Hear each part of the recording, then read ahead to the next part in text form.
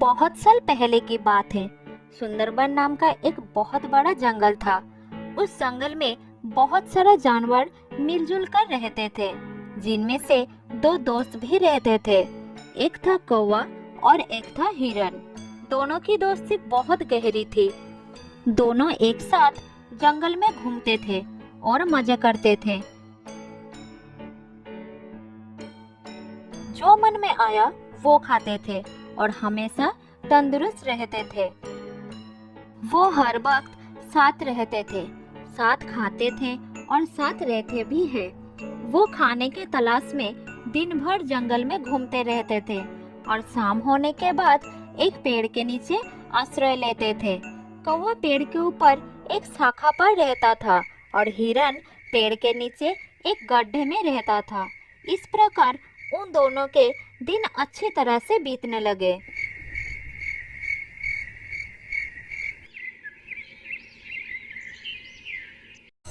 एक दिन जब वो दोनों जंगल में घूम रहे थे, तब एक चालाक लोमड़ी की नजर हट्टे-कट्टे हिरन पर पड़ी और वो मन ही मन सोचने लगी, अगर मुझे इस हिरन को खाना है तो कोई ना कोई रास्ता निकालना पड़ेगा। अगर मैं इसके साथ दोस्ती कर लूं तो इसको फंसा सकती हूँ, फिर इस हिरन का ताजा मांस मजे से खा सकती हूँ। हाँ, यही ठीक रहेगा। उस दिन से वो चालाक लोमड़ी हर रोज चोरी छुपे हिरन का पीछा करने लगी। एक दिन लोमड़ी ने देखा कि हिरन जंगल में घास खा रहा था और कौवा उसके पास नहीं था। फिर लोमड़ी धीरे धीरे हिरन के पास गई और कहने लगी, अरे हिरन, मेरे दोस्त, कैसे हो? आज तुम अकेले आए हो? हिरन अचानक लोमड़ी की आवाज सुनकर थोड़ा घबरा गया और वो चुपचाप खड़ा रहा।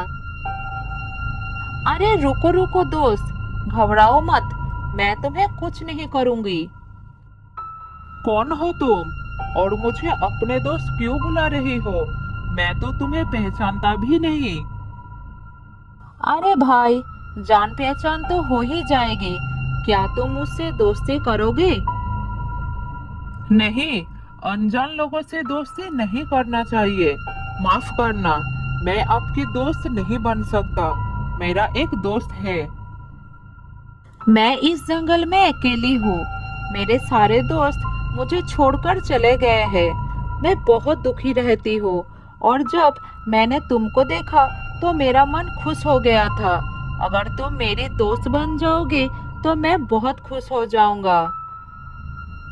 ये कहते कहते लोमड़ी की हृदय दुख से भर गई और उसकी आंखों में आंसू आ गई। लोमड़ी की आंखों में आंसू देखकर हिरन का दिल नर्म हो जाता है और वो उसकी दोस्ती स्वीकार कर लेता है। उस दिन से दोनों एक साथ समय बिताने लगे। नए दोस्त को पाकर हिरन कौवे को बिल्कुल भूल जाता है। दोस्त हिरन, क्या तुम मुझे अपना घर दिखाओगे? मैं तुम्हारा घर देखने के लिए बहुत उत्सुक हूँ। ले चलो ना दोस्त। हाँ दोस्त, बिल्कुल ले जाऊंगा। तुम मेरे नए दोस्त, तुम्हें अपना घर दिखाने में कोई समस्या नहीं है। चलो मेरे साथ। हिरन लोमड़ी को साथ लेकर अपने घर के तरफ चलना शुरू किया। इधर कौवा दूर से देखा कि हिरन और लोमड़ी साथ में चल रहे थे। फिर कौवा उनके जाने से पहले ही अपना घर में पहुंच चुका था। तब हिरन लोमड़ी को लेकर कौवे के पास आया। कौवा भाई, ये लोमड़ी मेरा नया दोस्त है। ये बहुत ही अच्छा है। इसका कोई और दोस्त है ही नहीं और अकेला रहता है। चलो, हम दोनों ही इसके दोस्त बन जाते हैं। दोस्ती एक लोमड़ी के साथ, ये तो गलत ही होगी। क्या तुम्हें नहीं पता कि वो एक मांसाहारी प्राणी है? इसके साथ दोस्ती मैं नहीं करूँगा। अब ये तुम्हारी मर्जी है कि तुम किससे दोस्ती करना चाहते हो। ऐसा कहकर कौवा वहाँ से उड़ गया, लेकिन हिरन को लोमड़ी पर बहुत भरोसा आ गया था। वो उसके साथ ही घूमने लगा। एक दिन लोमड़ी ने हिरन को कहा, दोस्त हिरन, आज मैं तुम्हें एक जगह ले जाऊंगी जहाँ तुम्हें अपना मनपसंद बहुत सारा खाना मिलेगा। हिरन ने लोमड़ी का बात मान लिया और वो उसके साथ चलना शुरू किया। लोमड़ी ने हिरन को एक खेत में लेके गई जहाँ तरह तरह की सब्जियां उगी हुई थी। हिरन इतना खाना देखकर बहुत खुश हो गया। मेरे दोस्त, अगर तुम नहीं होते तो मुझे इतना स्वादिष्ट खाना कभी नहीं मिलता। अब तुम्हारी वजह से मुझे ये सब खाने को मिल रहा है। हिरन के बात सुनकर लोमड़ी मन ही मन सोचने लगी, हाँ, अगर मुझे तुम्हें खाना है तो तुम्हें खिला के मोटा तो करना ही होगा ना। हाँ दोस्त, मैं जानता था कि तुम्हें ये सब खाना बहुत पसंद आएगा, इसलिए मैं तुमको यहाँ ले आया। उस दिन के बाद से उन दोनों को इस खेत पर आकर खाने की आदत हो गई। जल्द ही खेत के मालिक को पता चल गया कि कोई उसके खेत को नष्ट कर रहा है और वो किसान उसको पकड़ना चाहता था। इसलिए खेत में उसने एक जाल बिछा दिया।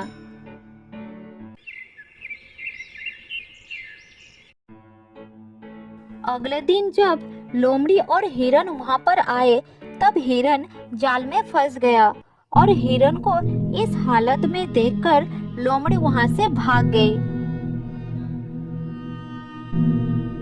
और थोड़ी दूर जाकर छुप गई। वो इंतजार करने लगी कि किसान वहां पर आए और हिरन को मार दे। उधर हिरन मदद के लिए चिल्लाता रहा। उसने सोचा कि शायद लोमड़ी उसे इस जाल से मुक्त करेगी, लेकिन वो भाग गई। हिरन को तब कौवे की बात याद आया और वो चिल्लाकर कौवे से मदद मांगने लगा। कुछ देर बाद हिरन की आवाज कौवे को सुनाई दी और वो जल्द ही उसके पास आ गया। दोस्त, मेरी मदद करो, इस जाल से निकालो मुझे, नहीं तो खेत का किसान मुझे मार देगा। जल्द ही निकालो दोस्त। अगर तुम मेरी बात उस दिन मानती तो आज इस समस्या में नहीं पड़ना पड़ता। मैंने कहा था ना, वो लोमड़ी धोखेबाज है। तुम्हें मुसीबत में देखकर भी वो भाग गई। हाँ दोस्त, मुझसे बहुत बड़ा गलती हो गया है, लेकिन तुम मुझे जल्द ही इस जाल से निकालो। मेरा दम घुट रहा है, मैं मर जाऊंगा। ठीक है, एक काम करो, जब किसान आएगा तो तुम मरे हुए का नाटक करना और मैं तुम्हारे पैरों को चुभाते रहूंगा। जल्दी करो, मालिक आ रहा है। तब हिरन ने मरने का नाटक किया और कौवा भी हिरन के पैरों को चुभाते गया। ये देखकर किसान को लगा कि हिरन शायद मर गया और वो तुरंत जाल को खोल दिया। उसी समय मौका देखकर हिरन भाग निकला।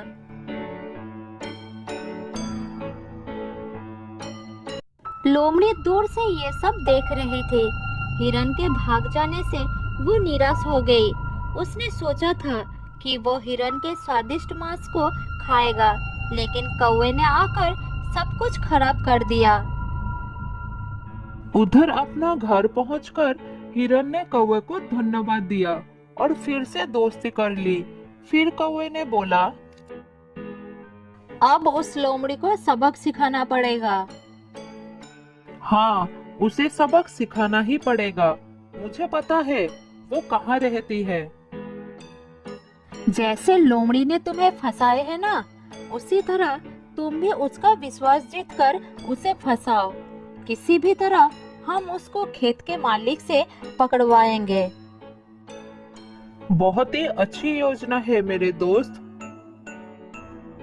हिरन कौवे को लोमड़ी के घर के पास ले गई। कौवा हिरन को लोमड़ी के पास जाने के लिए कहकर खुद एक पेड़ के डाल पर बैठकर नजर रखने लगा।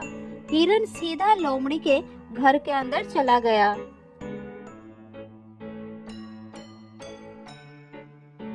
अरे दोस्त, तुम पहले की तरह मुझसे बात क्यों नहीं कर रही हो? तुम्हें पता है, उस दिन मैं किसान के जाल में फंस गई थी और भगवान की दया से मैं वहां से भाग निकला। सच में? मैं तो पानी पीने गई थी, ये सोचकर कि तब तक तुम थोड़ा खाना खा लोगी। मुझे पता ही नहीं चला कि इतना कुछ हो गया, नहीं तो मैं तुम्हारी मदद जरूर करता। अब जो हुआ सो हुआ, बुरा मत मानो मेरे दोस्त। इस बार तो हिरन खुद मेरे पास आया है, अब तो मुझे इसको खाना ही पड़ेगा। फिर दोनों साथ साथ समय बिताने लगे। फिर एक दिन चालाक हिरन उस लोमड़ी को खेत के पास ले गया। लोमड़ी बात करते करते जाल को नहीं देख पाई और जाल में फंस गई। मेरे दोस्त हिरन, मुझे बचाओ, मैं इस जाल में फंस गई हूँ। तुमने उस दिन मेरे साथ यही किया था ना? अब खुद देख लो कैसा लगता है। मैं चलता हूँ। ये कहकर हिरन वहां से चला गया और कौवे के पास बैठकर देखने लगा कि लोमड़ी क्या करती है। लोमड़ी जाल से बाहर निकलने के लिए छटपटाता रहा। थोड़ी देर बाद खेत का किसान आ गया और देखा एक लोमड़ी जाल में फंसा हुआ है। उसे लगा कि यही लोमड़ी है जो उसकी फसल को नष्ट कर रहा था। फिर किसान ने लोमड़ी को पकड़कर ले गया और एक पिंजरे में बंद कर दिया। किसान के जाने के बाद हिरन और कौवा उसके पास गए। तुमने मुझे धोखा दिया था। मैंने तुम्हें अपना दोस्त समझा, लेकिन तुमने मुझे मौत के मुंह में छोड़कर भाग गए। अब तुम इस पिंजरे में बंद रहो, यही तुम्हारी सजा है। मैं चलता हूँ। ये कहकर कौवा और हिरन वहां से चले गए और उस दिन के बाद से वो दोनों खुशी खुशी रहने लगे। बहुत साल पहले की बात है। जंगल के एक घने पेड़ पर दो बच्चों को लेकर एक तोता दंपति रहते थे। वो आसपास की पक्षियों को भी मदद करते थे और आवश्यकता पड़ने पर दूसरे पक्षियों के बच्चों का ख्याल रखने के साथ साथ उन्हें खाना भी खिलाते थे। तोता माँ अपने बच्चों को बहुत प्यार करती थी। उन्हें कष्ट ना हो इसलिए घोंसले में नरम बिस्तर की भी व्यवस्था की थी। उनके लिए दूर दूर से फल लाकर खिलाती थी। मेरे प्यारे बच्चे, मेरी राजदुलारे हैं, मेरी आंखों के तारे हैं।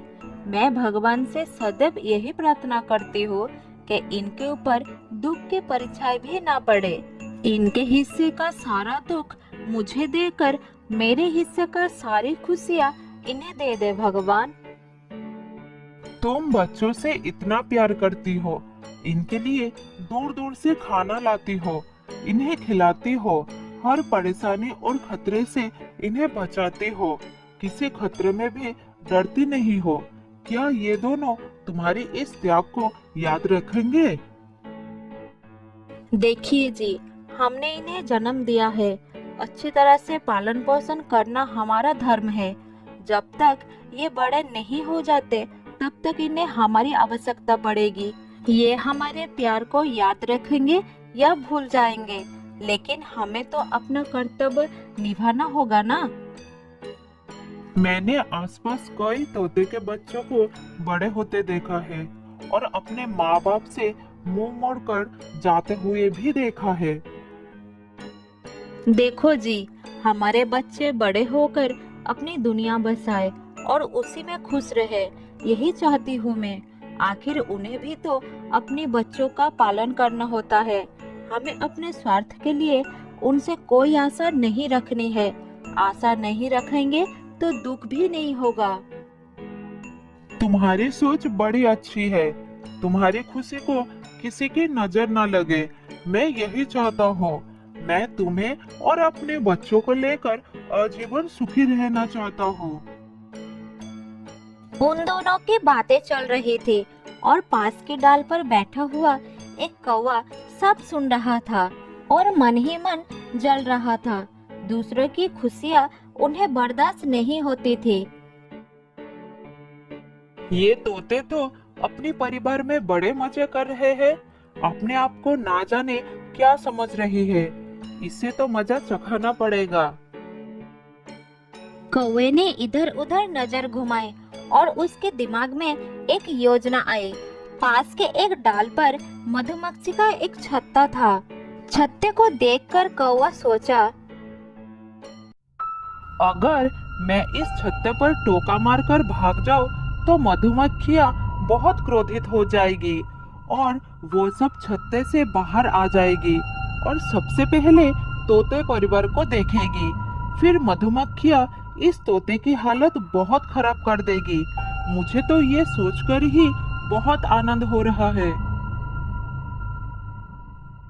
ये कहकर कौवा वहां से उड़ गया और उस छत्ते पर चोंच मारकर भाग निकला।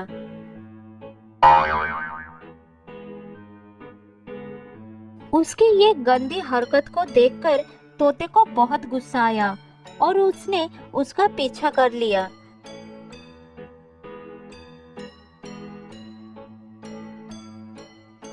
इधर बहुत सारे मक्खियों को क्रोध आ गया। बाहर निकलते ही उन्हें तोता का परिवार नजर आया। तोता माँ ने झट से देख लिया। उसे अपने बच्चों के चिंता आ गई। माँ तोता अपने बच्चों को पूरी तरह से ढक लिया। फिर मधुमक्खियाँ वहाँ आकर माँ तोता को डंक मारने लगे।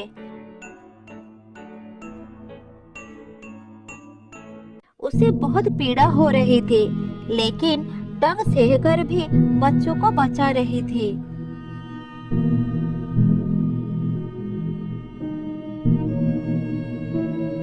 मेरे बच्चों, हिलना नहीं, बहुत सारी मधुमक्खियां हैं, काट लेंगे, तुम्हें बहुत दर्द होगा। दुष्ट कौवे ने उन्हें छेड़ दिया है। कुछ देर बाद मधुमक्खियां चले गए, लेकिन कबूतर माँ तीव्र दर्द से छटपटाती रही। ओह, ये दर्द मुझसे सहा नहीं जा रहा। अरे बाप रे, क्या करूं, कहाँ जाऊं? माँ तोता बेहोश होने लगी। दोनों बच्चे ये देखकर दुखी हो गए।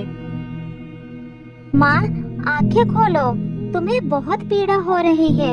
हमें बचाने के लिए सारा दुख खुद सहती रही। कौवे की गलती का सजा आपको मिल गई। माँ, कुछ बोलो ना।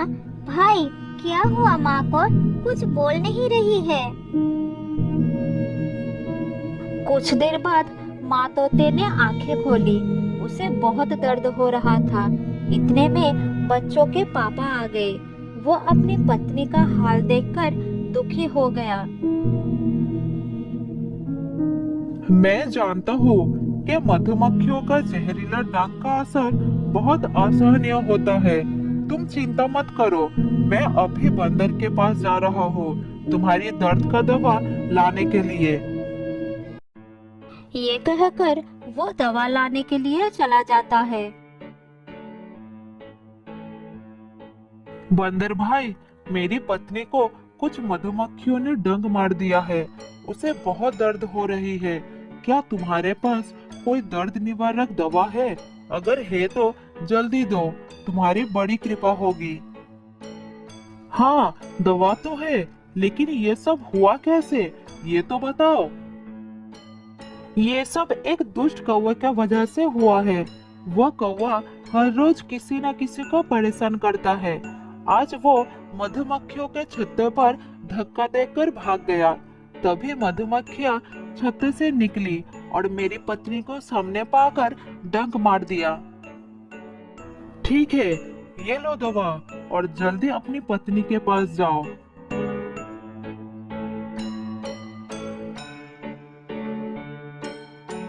कुछ देर के बाद तोता दवा लेकर आ गया और उसने अपनी पत्नी को दवा खिला दी। थोड़ी देर के बाद माँ तोता को आराम हुआ। इसके बाद 2 दिन बीत गया।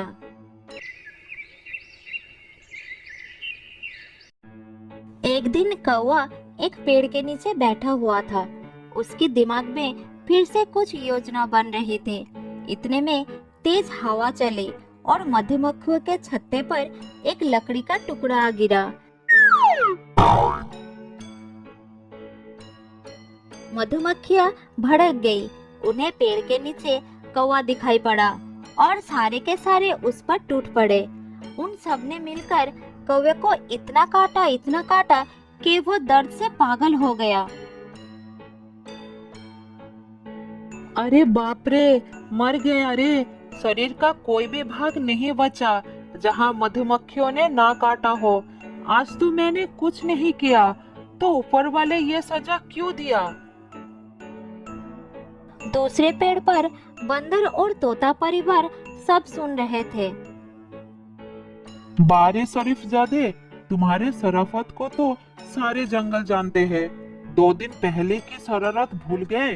आज तुम्हें तुम्हारी कर्म का ही फल मिला है। तोते का दर्द का इलाज तो मैं कर दिया, लेकिन तुम्हारे लिए मेरे पास और दवा नहीं है। अब तुम्हें सही सजा मिली है। बंदर भैया, माफ कर दो, साथ में दवाई भी दे दो। दया करो मुझ पर। जिंदगी में ऐसा काम कभी नहीं करूंगा। बहुत दर्द हो रहा है भाई, बचा लो मुझे। थोड़ा दवाई दे दो। तेरी किस्मत खराब है, दर्द की दवा खत्म हो गई है।